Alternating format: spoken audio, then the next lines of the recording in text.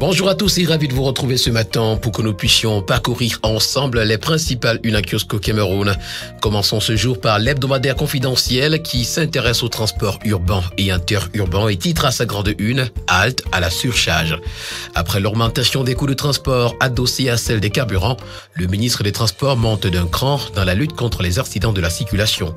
Dans un communiqué radio-presse signé rendu public le 10 mars 2023 à Yaoundé, Jean-Enes Massénagali Bébéyé prend des mesures visant à tordre le cou au phénomène.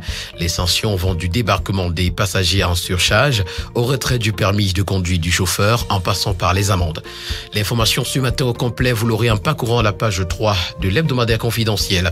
En petite une ce matin, on revient sur la journée internationale de la femme. Retrouvons les échos de la fête à Edéya, au village Mévia et à Konsamba.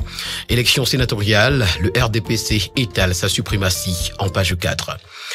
Le quotidien bilingue national Cameroun Tribune qui en parle également ce matin titre « Élection sénatoriale, ça y est ». Les électeurs, plus de 11 000 conseillers régionaux et conseillers municipaux chargés d'élire la troisième cuvée des sénateurs de l'histoire politique du Cameroun, se sont rendus aux urnes hier avec enthousiasme pour faire leur choix. D'après le directeur général des élections, Éric Essoussé, tout s'est bien déroulé sur l'ensemble du territoire national. Place maintenant à la centralisation et à la vérification des suffrages par les commissions régionales de supervision. Les pages spéciales de Cameroun Tribune consacrées au sénatorial sont les 9 à 14. Et le tri-hebdomadaire L'Œil du Sahel ce matin, s'agissant de ces mêmes sénatoriales 2023, de nous présenter la razzia du RDPC dans le Grand Nord. Pour le quotidien L'Info à chaud, c'est encore le RDPC. Les premières tendances laissent croire que le parti de Paul Biya aurait remporté les 70 postes de sénateurs en compétition. Le satisfecit de l'ECAM sur la réussite du scrutin et l'intégralité de la déclaration à chaud du MINAT nous sont présentés ce matin des pages 4 à 6. Également dans les colonnes du quotidien L'Info à chaud ce matin, station de production d'eau de 100 Mélima, elle est désormais opérationnelle. Nomination des responsables au ministère de la Défense. Retrouvons l'intégralité des décrets présidentiels, des pages 8 à 9 et puis box au Zénith de Paris. La leçon de Carlos Takam à Tony Yoka nous est présentée en page 12. Pour le quotidien Singan ce matin, les sénatoriales ont été une copie sans faute au Cameroun. Le tri-hebdomadaire Le Soir va renchérir en titrant sénatorial 2023, engouement et engagement sans précédent. Du point de presse donné hier par le MINAT à Tangandi, globalement, l'élection des sénateurs s'est déroulée hier dans un climat de paix et de sécurité dans toutes les circonscriptions électorales. Plus de 3000 observateurs nationaux et internationaux accrédités par le ministère de l'administration territoriale également. L'information ce matin, vous la retrouverez en parcourant la page 6. Le quotidien bleu d'Amanmana ce matin, Le Jour, s'intéresse aux villes et plus particulièrement à la ville de Bafoussam. Comment accélérer la modernisation, titre ce matin le journal qui nous renseigne que le Forum pour le développement du chef-lieu de la région de l'Ouest, clôturé vendredi dernier, veut mobiliser la diaspora pour des projets à fort impact socio-économique. La ville tire déjà avantage du programme C2D capitale régionale et des infrastructures de la Coupe d'Afrique des Nations de football au Cameroun en 2021. Le dossier que nous propose le journal Le Jour ce matin à ce sujet est à retrouver des pages 2 à 3. On parle de délestage ce matin avec un retour progressif à la normale avec le bi-hebdomadaire d'information générale Génération Libre. D'après le journal ce matin, avec le retour des pluies, tout laisse envisager de façon progressive le retour à la normale. La Voix des jeunes parle également d'électrification ce matin, mais plus particulièrement de l'électrification rurale et nous renseigne que c'est le temps de l'énergie solaire. Avec le quotidien, on parle également d'accès à l'électricité. Cap sur l'électrification rurale, nous renseigne ce matin le journal. L'hebdomadaire L'Avenir de Zéphirin Koloko entre également dans la danse et titre ce matin Cameroun, 35 milliards de francs CFA pour l'électrification rurale. Le premier news magazine camerounais Défi Actuel en kiosque ce matin s'intéresse au programme économique et financier. Et s'agissant des finances publiques, nous renseigne que le FMI salue les avancées du Cameroun. Le conseil d'administration du FMI a approuvé le 8 mars un décaissement de 46 milliards de francs CFA suite à une revue satisfaisante de la gestion des finances publiques. Le directeur général adjoint du FMI en visite au Cameroun dès ce 14 mars. L'information est à retrouver en page 2. On parle de modernisation en petite une. Le port autonome de Douala se dote d'un nouveau quai polyvalent. Et puis marché public, ligne 94, procès en sorcellerie contre le ministre des Finances.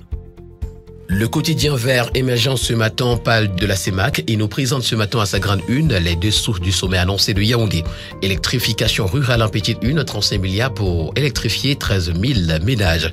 L'accord incluant le Minepat à la mine Ousmane Mey et le ministre de l'eau et de l'énergie Gaston Elundwe Somba et Afrixim Bank permettra de construire 87 microcentrales. Le quotidien L'économie ce matin parle également du sommet des chefs de l'État de la CEMAC et fait une évaluation de ce qu'ils se sont dit en 2021. Les dirigeants des pays de la communauté économique et monétaire de l'Afrique centrale vont se retrouver à Yaoundé le 17 mars 2023. Année 2022, 228 entreprises accompagnées par le dispositif d'appui à la compétitivité du Cameroun. Et puis financement de la SND30, le FMI à nouveau attendu au Cameroun. La tribune des communautés et le journal Intégration ce matin s'intéresse également au sommet des chefs d'État et de la journée CEMAC. L'alignement des planètes pour la communauté titre ce matin le journal. Le journal nous renseigne d'ailleurs que l'agenda de la Commission de la Communauté économique des États de l'Afrique centrale n'a jamais été autant chargé en une semaine. Conseil des ministres de l'Union économique de l'Afrique centrale ce 15 mars, journée CEMAC le 16 mars et la conférence des chefs d'État le 17 mars 2023. Les jeux et les enjeux de ces trois événements ainsi que tous les regards tournés vers Yaoundé nous sont présentés ce matin dans les colonnes du journal Intégration. Et puis l'hebdomadaire Meillon Messala de faire un bilan élogieux de Paul Biya à la tête de la CEMAC. Le bi-hebdomadaire Le Financier d'Afrique, s'agissant également du programme économique et financier, nous renseigne que le FMI approuve la gestion des finances publiques du Cameroun. Financement de l'économie en petite une, la stratégie du JICAM pour intéresser les banques aux industries culturelles nous est présentée. L'hebdomadaire Sans détour qui nous amène au Parlement ce matin nous parle des incertitudes autour des pêchoirs. 10 jours après l'ouverture de la session de mars qui consacre le début de l'année législative, les bureaux des deux chambres du Parlement ne sont toujours pas constitué, un retard jamais égalé qui, pour de nombreux élus, masque un malaise profond dans le casting des responsables des deux institutions parlementaires. Et si Paul Biya préparait un coup à ses deux vieux amis briscards, s'interroge ce matin l'hebdomadaire Sans détour. SND30, question autour du financement de 88 000 milliards de francs CFA. Transport routier, Galibé en guerre contre la surcharge. Le quotidien Mutation parle également du Parlement ce matin, mais cette fois-ci nous présente le scandale des micro-projets. 2,5 milliards de francs CFA, soit 8 millions pour chaque député et 10 millions pour chaque sénateur alloué chaque année. Le détournement de ces fonds publics commande la mise sur pied d'une commission d'enquête. L'information ce matin, vous l'aurez en page 5. Kansamba, un bébé calciné dans une couveuse. C'est l'information à retrouver en petite une. Il y en a une autre. Forum de la PME, la 5e édition de PM Exchange est lancée. Le quotidien Econews ce matin qui parle de gazoil nous informe d'un retour de la pénurie à la pompe. Depuis le 6 mars, d'après le journal, le gazoil destiné à la commercialisation est absent des cuves des stations-service de la ville de Yaoundé.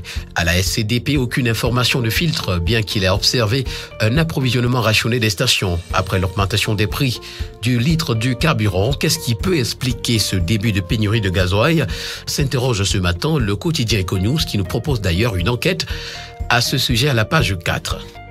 Le quotidien de la santé, Éco-Santé ce matin qui revient sur la journée internationale de la femme nous renseigne que Medcamer revisite le parcours de la femme médecin au Cameroun. Faux médicaments en petite une, le sirop Nature Colt est interdit. Dans un communiqué rendu public le 9 mars 2023, le délégué régional de la santé publique de la région du Sud-Ouest, Dr Philbert Eco, met les populations en garde sur la dangerosité de ce produit qui aurait causé la mort de 3 enfants. L'information est à lire à la page 10. Terminons ce matin avec le bi-hebdomadaire L'Indépendant qui s'intéresse aux universités d'État et titre Module à scandale. Magouille, prédation et corruption érigées en mode de gestion des lignes budgétaires. L'information, vous l'aurez en parcourant les pages 5 à 7. Élection des sénatoriales dans le calme et la transparence. Kamwata, la station de production de 100 mm est opérationnelle. Et puis ministère de la Défense, les personnels civils et militaires au Zénith.